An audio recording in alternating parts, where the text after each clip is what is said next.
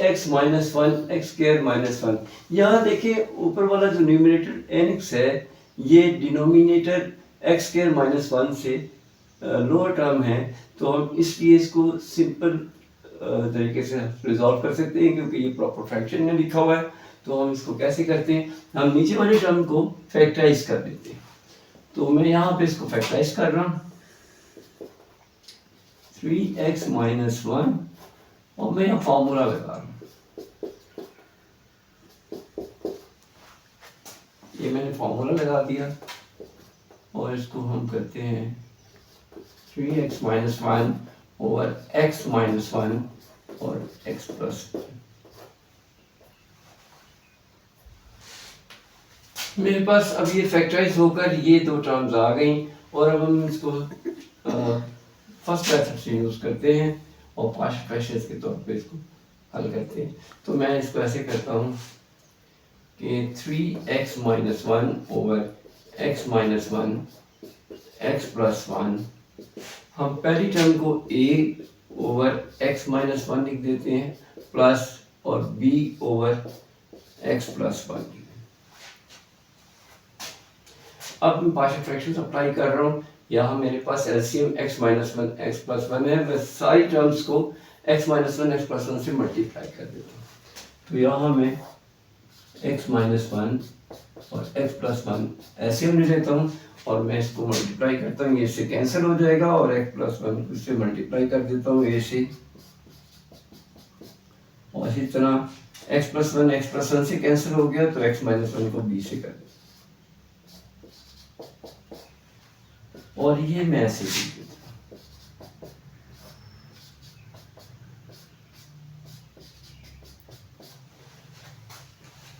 अब चूंकि दोनों तरफ मेरे पास LCM x minus one x plus one है तो मैं x minus one x plus one को मल्टीप्लाई करके इसको कैंसिल कर देता हूँ। तो मैं दोनों तरफ x minus one x plus one से मल्टीप्लाई करूंगा तो जाहिर है कि ये सेम डिनोमिनेटर है, आपस में कैंसिल हो जाएगा और मेरे पास जो टर्म्स बचेगी वो बचेगी 3x माइनस वन और a into x plus one b into x minus.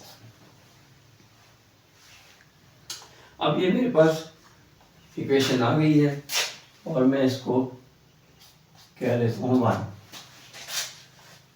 अब यहाँ पे मैं सब्स्टिट्यूशन मेथड यूज करता हूँ, मैं पुट करता हूँ x plus one is equal to zero, x is equal to minus one. जहाँ x is equal to minus one है मैं पुट करता हूँ इन वन इक्वेशन में। तो वन इक्वेशन में मैं पुट कर देता हूँ x की जगह पे minus one, 3 into minus one, मैं इस इक्वेशन में पुट कर रहा हूँ minus one is equal to a minus one plus one plus b into minus one minus one, minus three minus one is equal to, ये कैंसिल हो गया, a इंटू जीरो आ गया,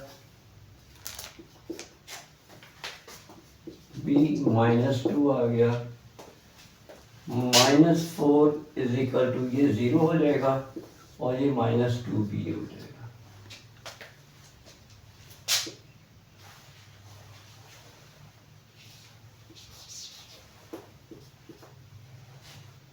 अब हम ऐसे करते हैं minus four is equal to minus two b, ये माइनस माइनस से कैंसिल हो गया और four is equal to two b, यहाँ मैं टू से दोनों तरफ डिवाइड कर देता हूँ तो टू टू द फोर, तो b is equal to two आ गया। अगेन हम पुट कर लेते हैं,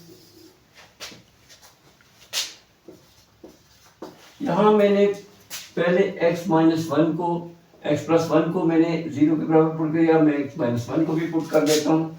तो put x minus one is equal to zero, x is equal to one in equation one.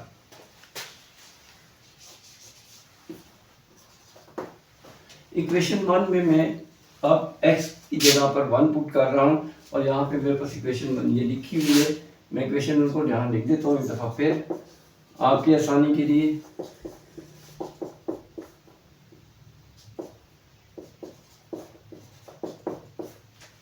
अब यहाँ पे मैं x की जगह पे 1 लगा रहा हूँ।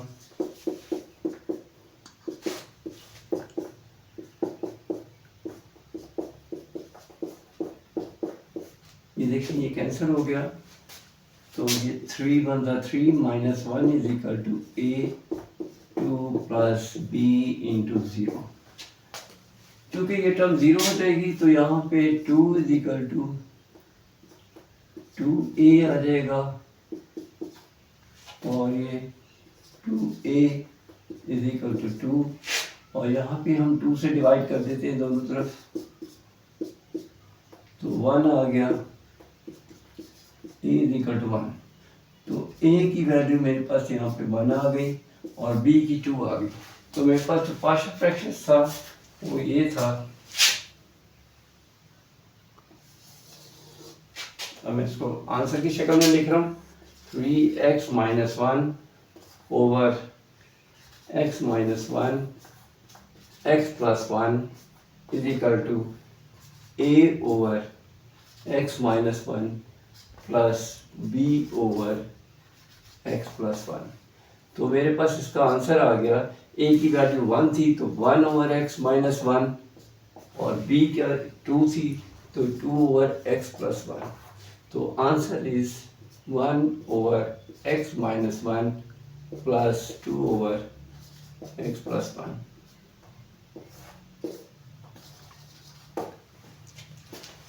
तो स्टूडेंट्स ये हमारे पास आंसर आ गया हुआ है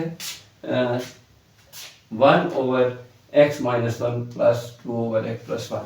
यहाँ मैंने इसको हम एक दफ़ा फिर देख लेते हैं हमने क्या किया है। हमने किया, हमारे पास क्वेश्चन था 3x - 1 ओवर x² - 1। नीचे वाली टर्म्स चूंकि फैक्टराइज नहीं हुई हुई थी तो मैंने इसको फैक्टराइज किया पहले, और मैंने यहाँ पे a² - b² का फॉर्मूला लगाया जो कि ये था a + b और a - b। ये फॉर्मूला मैंने यहाँ पे लगाया a² - b² का, तो x - 1 x + 1 ये मेरे पास दो फैक्टर्स आ गए। तो मैंने इसको इस वाली टर्म्स को ऐसे लेफ्ट में लिख कर इसको पार्शियल फ्रैक्शंस की शक्ल में, इसको पहली वाली टर्म्स को a ओवर x - 1 और फिर प्लस और फिर ये b ओवर x + 1 लिखी। अब चूंकि इसका एलसीएम था x - 1 x + 1, तो मैंने यहाँ एलसीएम ले लिया और इस टर्म को ऐसे ही नीचे लिख दिया। x - 1 को मैंने इससे डिवाइड किया, तो यहाँ पे x + 1 था, x + 1 को a से मल्टीप्लाई किया तो a × x + 1 आ गया। इसी तरह ये x + 1 को इससे डिवाइड किया तो ये इससे कैंसिल हो गया और x - 1 आ गया, x - 1 को b से मल्टीप्लाई किया तो b × x - 1 आ गया।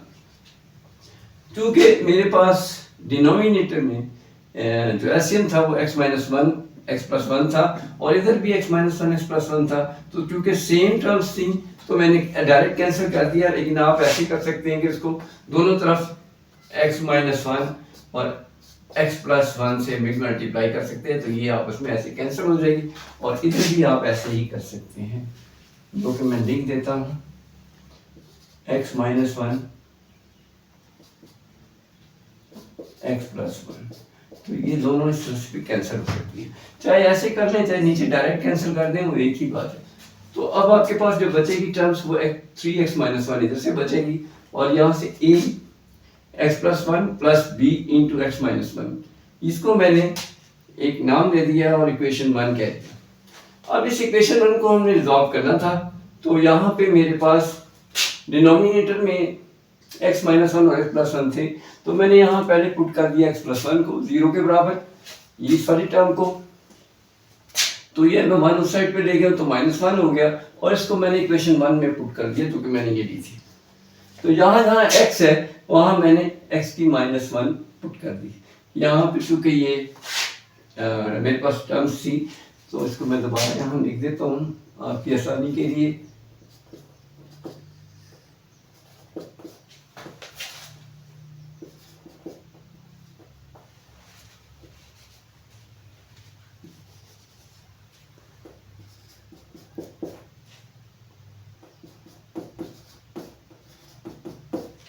तो मैंने यहाँ पे जहाँ x था वहाँ -1 लगा दिया, -1, यहाँ पे x था -1 लगा दिया, प्लस का 1, ये b, और इसी तरह यहाँ -1 और ये -1, ये -1 ऐड होके -2 हो गया, और ये -1 + 1 कैंसिल होके 0 हो गया, और ये माइनस से मल्टीप्लाई होकर -3 हो गया, और -1 आ गया, इसको ऐड अप किया तो ये -4 हो गया, और ये 0 हो गया, और ये -2 भी हो गया।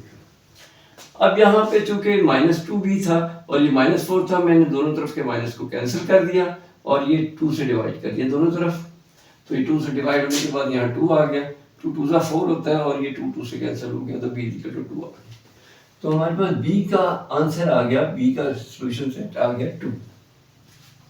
इसी तरह नेक्स्ट टर्म थी x - 1, तो मैंने उसको भी 0 के बराबर पुट कर दिया, तो ये 1 माइनस का इधर आके प्लस का हो जाएगा, और इसको इक्वेशन 1 में किया, इक्वेशन 1 थी 3x - 1 = x × x + 1 + b × x - 1। जहाँ पे x है वहाँ मैंने 1 लगा दिया, तो यहाँ पे चूंकि x था मैंने 1 लगा दिया -1, इसी तरह यहाँ पे x था मैंने 1 लगा दिया, 1 + 1 हो गया, और यहाँ 1 लगाया तो 1 - 1 हो गया, ये 0 हो गया कैंसिल होकर, ये ऐड होकर 2 हो गया, तो यहाँ पे b की वैल्यू 0 हो गई और a की 2a हो गई। 3 में से 1 माइनस किया तो ये 2 आ गया, और फिर हमने 2 से दोनों तरफ डिवाइड कर दिया, तो a की वैल्यू आ गई मेरे पास 1। अब मेरे पास जो कि जनरल इक्वेशन थी, जो कि मैंने खुद बनाई थी पार्शियल फ्रैक्शन में, वो तो 3x - 1 / x - 1s + 2 over a over x - 1 + b, मैंने इसको दोबारा यहाँ लिखा, और इसके बाद फिर इस इक्वेशन का मुझे आंसर चाहिए था, तो a की वैल्यू मेरे पास थी 1, मैंने a की जगह पे 1 लगा दिया, और यहाँ b की वैल्यू क्या थी मेरे पास 2, तो b की जगह पे 2 लगा दिया, जो कि हमारा सॉल्यूशन सेट था, और ये था 1 ओवर x - 1 + 2 ओवर x + 1, और दिस इज आवर आंसर। तो स्टूडेंट्स, मुझे उम्मीद है कि आपको अच्छे से क्वेश्चन आ गया होगा, और इंशाल्लाह हम अब नेक्स्ट क्वेश्चन पे चलते हैं, वहाँ देखते हैं कि वो किस किस्म का question. Thank you very much. अब नेक्स्ट क्वेश्चन में आपसे मुलाकात।